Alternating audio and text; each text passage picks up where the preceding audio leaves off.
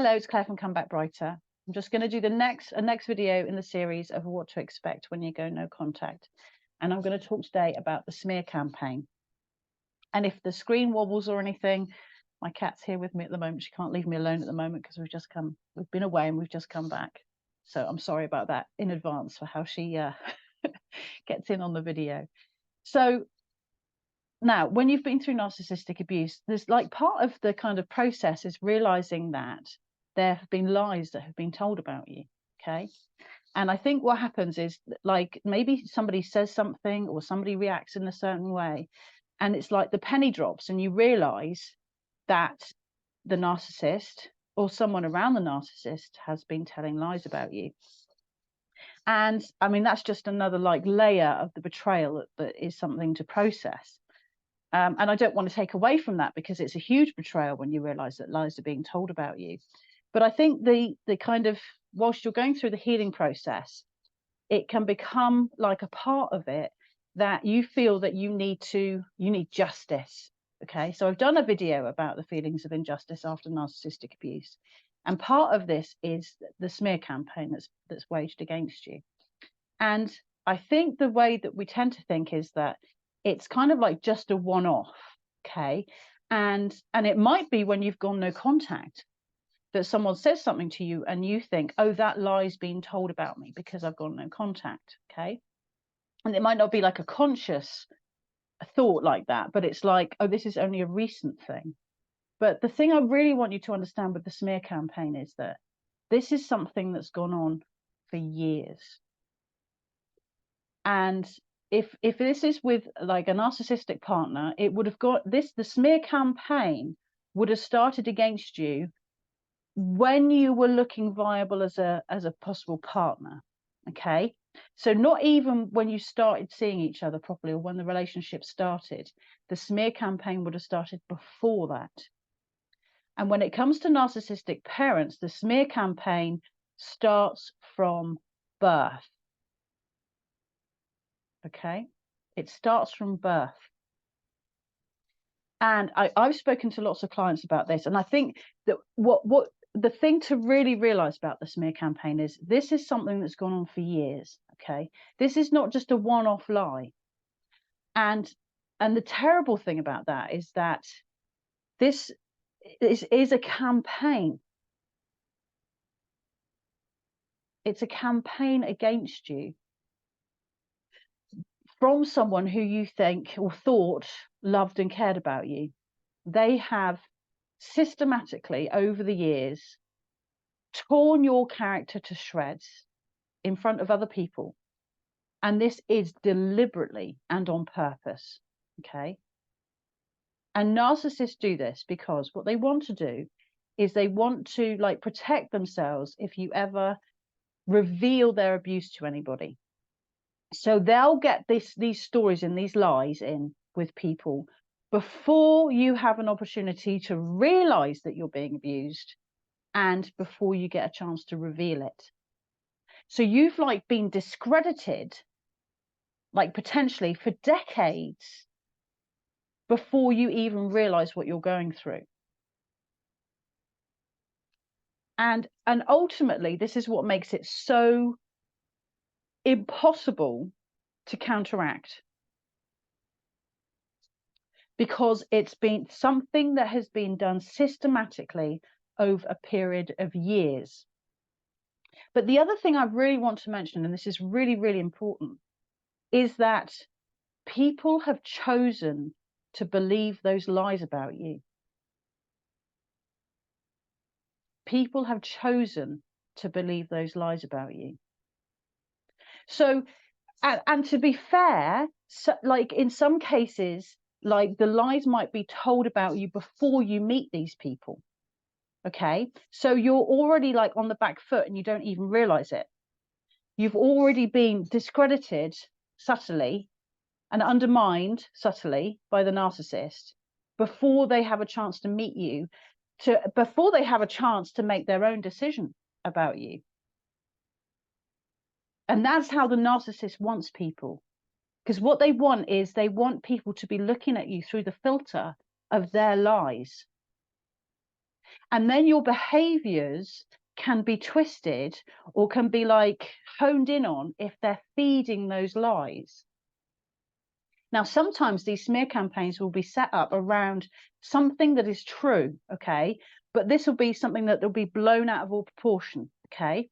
So, for example, it could be like if you've suffered with like depression previously, then that could be the way that the smear campaign is set up against you, as it's like your mental health situation is used against you, okay? And there'll be hints about it.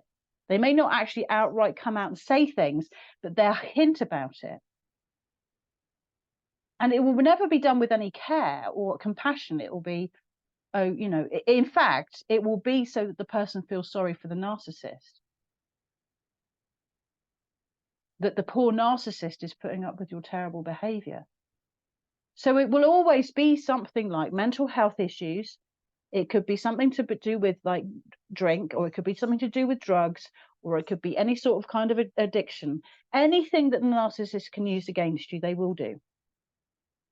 And then you have really an impossible task, that all these people that have been influenced by the lies of the narcissist, that you can't get them on board.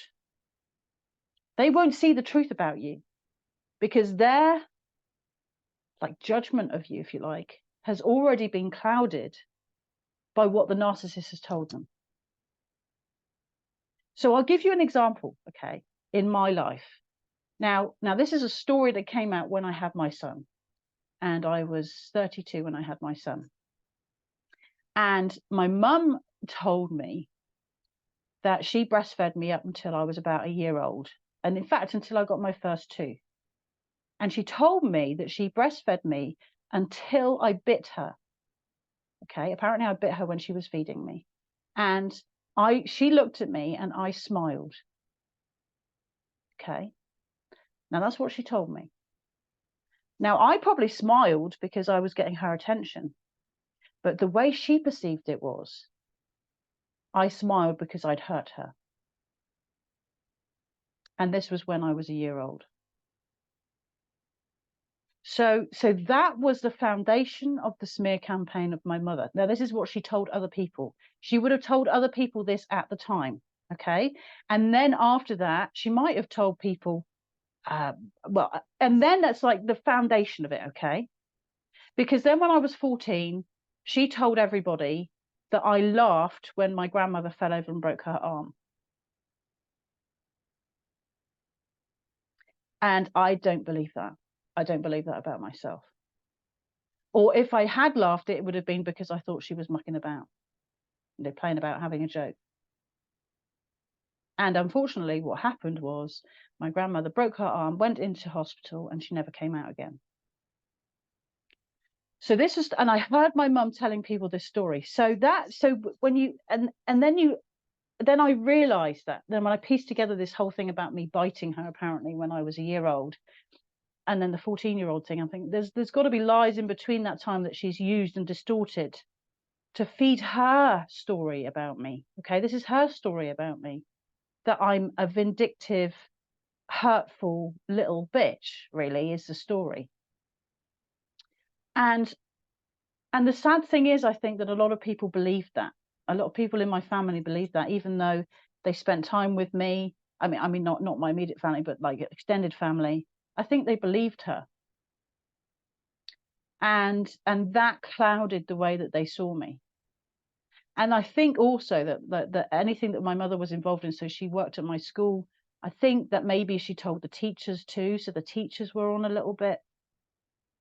It was all to cause a distance between me and people. And the thing is about that, I can't fight that. I can't fight what people have chosen to believe about me. I can't fight a smear campaign of decades. And I don't have the energy or the inclination to do so. If people want to believe that about me, that's fine. But what I also see is that the smear campaign has followed me. So we've fairly recently moved back to the UK from France, and there was a woman that was spreading a smear campaign about me in France, telling outright lies about me. And she was telling people that had never met me before. And I could tell from their reaction what she told them, because she'd spread similar lies about somebody else. So, but the thing is, what I'm realizing now is the smear campaign has followed me. And I'm currently somewhere completely new where nobody has known me before. But I can see how I'm being set up in a similar kind of way again. Not smeared so much, but just somebody's coming in there and in their insecurity are trying to like assert their dominance, let's say it that way.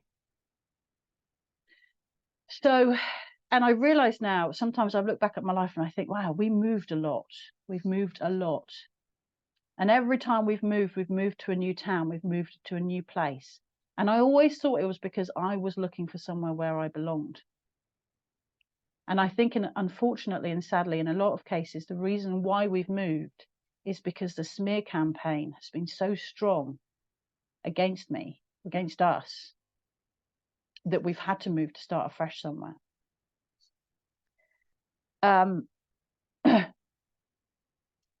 So I can understand how you're feeling about the smear. I'm still struggling myself with the feelings like this isn't fair. This isn't right. This isn't fair. It isn't right that someone who's a narcissist, who's abusive, is believed.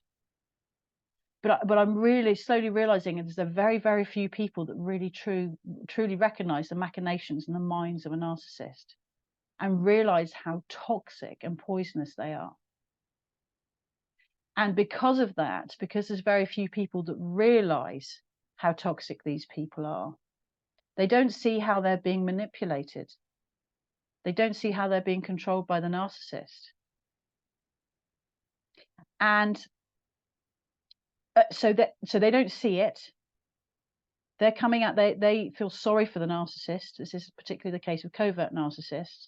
They feel sorry for the narcissist. They don't see how they're being manipulated.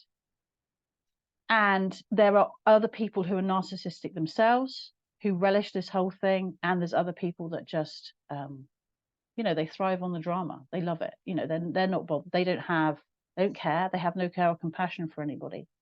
So there's lots of people that get dragged in, but all the people that get dragged in have their own issues that they don't even necessarily even know about. So it's not that everybody believes them, but it's that we feel that everybody believes them. And that can be very demoralizing, because you know the stuff being told about you is not true. You know that. And you know, in actual fact, if you're the scapegoat, the chances are you're an empath. That actually all the things that you've been told, all the things being told about you, the lies that they've spread about you, are actually the opposite. It's actually what the narcissist is. And you are the opposite of what they've been told. And the thing about it is, when you first realize that you can feel very angry about it. And your first thing is to like desire that kind of like justice, like I want people to understand who I really am. And that's the two things to realize is, like I said, this is a campaign that's taken place over decades. How can you fight that's taken place over decades against you? You can't. And the second thing to realize is that people have chosen to believe the lies. And that can be a very difficult thing to handle too, because these are people that you care about. These are members of your family that you think would know better. These are people that you feel that know you. But it's all been clouded by the lies that the narcissist has told. So unfortunately, the smear campaign is inevitable. You will encounter more narcissists who will do the same. It's kind of something that we've just got to come to terms with. We've got to deal with it in our own way. Because you cannot have revenge. You cannot make people understand the truth about you if they've believed the lies about you. You can't make them see that, the truth. It's impossible. And it's been done so cleverly by the narcissist too that it's deniable. So they won't out and out say it. They'll hint at stuff.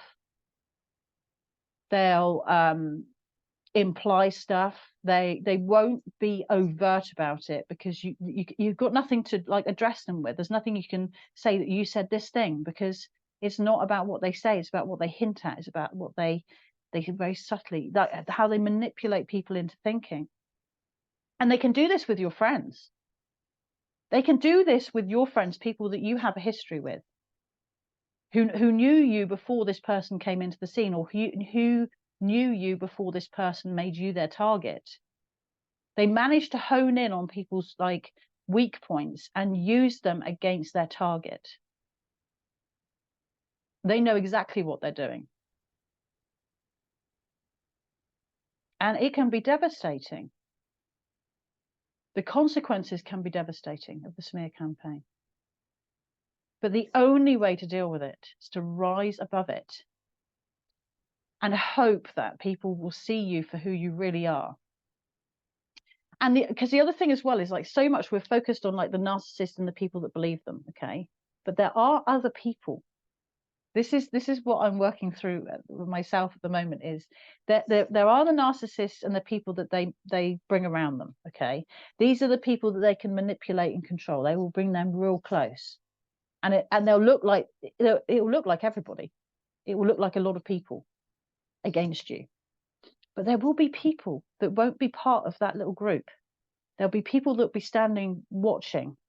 There'll be people that just carrying on their lives, ignoring it all. Focus on those people. Focus on those people. Because there are more of them than you think. There are more of them than you think. And those are the people that are not sucked in by the narcissist lies. Those are the people that have a strength.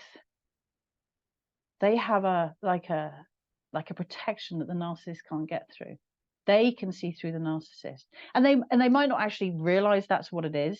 It may not be a conscious decision, but they know something's off and they avoid them. Talk to those people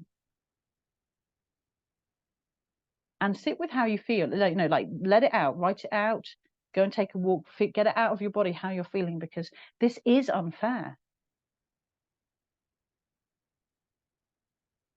The abuser is the one that should be isolated on their own. But when it comes to narcissists, everyone surrounds them. And it's their target who's the one who's on their own. But I bet you, if you look at those circles, see the people that are outside of them. Just try that. So I truly want you to understand the futility of trying to fight against this.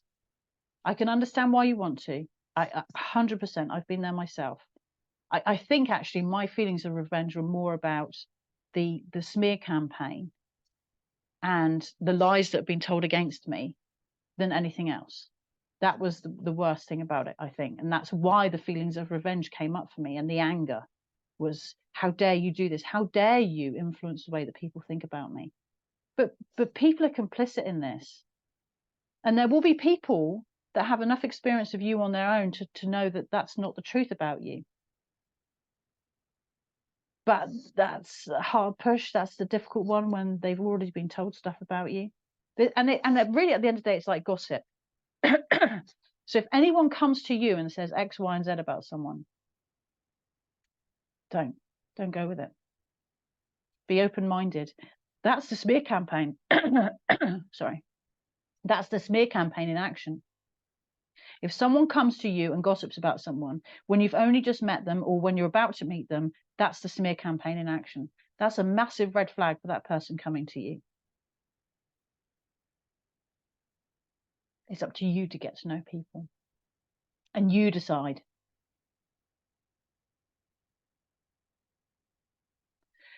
So that's it for today. But I want you to understand this is what happens, and this will happen in every single narcissistic relationship, okay? And what you'll end up with is you might end up with two different things. That's the other thing, is I realize there's the smear campaign, but there's another campaign. I haven't got a name for it. and it's when people can't do the smear campaign against you. Effectively, what they do is they want to take ownership of all those people, okay? So if you're joining like a new group of people, the narcissist, I suppose, or the toxic person, they will want to be the one that is in charge. They'll still want to be friends with everybody, and they'll worry that you coming in will mean their friends are going to be taken away from them. This is like school stuff to me. This is like, this is stuff, that should have been long ago. It's playground stuff, but this is what happens, okay? And instead, then what they'll do is they'll start to make themselves be everywhere with everyone. So you can't get to them. That's how it's seen. You then can't forge a relationship or a connection with any one of those people because they're standing in the way. So it's not a smear campaign. It's more like a defense campaign. It's like all these people are mine, right? And they'll want to wrap them up in their arms and say, these are mine, all mine. Not yours. They're not your friends. They're not your people. That's what they'll do. And again, it's up to you to persist and just continue to be calm and peaceful and be yourself, and just prove to them that you're not bad. It's not a smear campaign, but it's still a campaign against you because of that person's insecurities. But I just want to finish up and say as well, because I've not mentioned this yet, is there's something about being the scapegoat that makes us like truth tellers. Okay, we're the ones, basically. The scapegoat comes along and they throw a bomb in the narcissistic family. Okay, they blow it all up. They're like, this happened, that happened, this person did this thing. Truth. Whilst the narcissistic family is like just focused on protecting the image of the family and the narcissist. That's not true. They're focused on guarding the lies and the false image. And the scapegoat comes in there like the truth teller, like shining the light on all of it. And all that does is make everybody invest in the darkness more. That makes them scurry away like cockroaches. You turn the light on, the cockroaches scurry away. That's what happens in the narcissistic family. And that is what happens, I think, in your life. If you're the scapegoat, chances are you're an empath. And when you're an empath, you see things in people that other people can't see. And people are deeply uncomfortable with that. You're shining a light on them, and they don't like that. And that will be where the smear campaign comes from. That will be the campaign against you, like, these are all my friends, will come from too. Because they're scared. They're scared that you're going to reveal something about them that will make other people see them for what they really are. They're scared because you're there with the floodlight shining right on them. And they have to scurry away and hide and drag as many other people into the darkness with them. And it's an uncomfortable place. It's difficult when you can see the truth and you can see the groups of people that you know, and you see how they're dragged down by these people, and you see how their behaviors are toxic and poisonous and distracting people and dragging people into their drama. You can see all that so clearly. I think that's like one of the things about the healing process.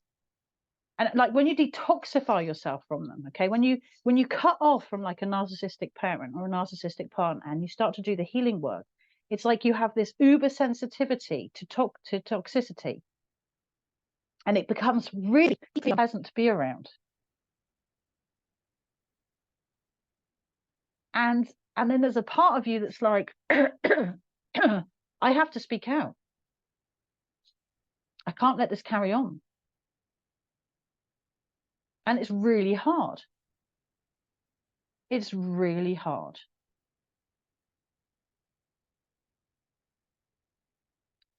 And it's really hard mainly because there are so many people walking around just that are unhealed from narcissistic abuse, that they're completely unaware of how much they're manipulated and controlled by these people, utterly to their own detriment. It's really hard to be the truth teller. And in every case, I have to decide, why am I doing this? Why am I doing this? Why do I feel this need to tell people?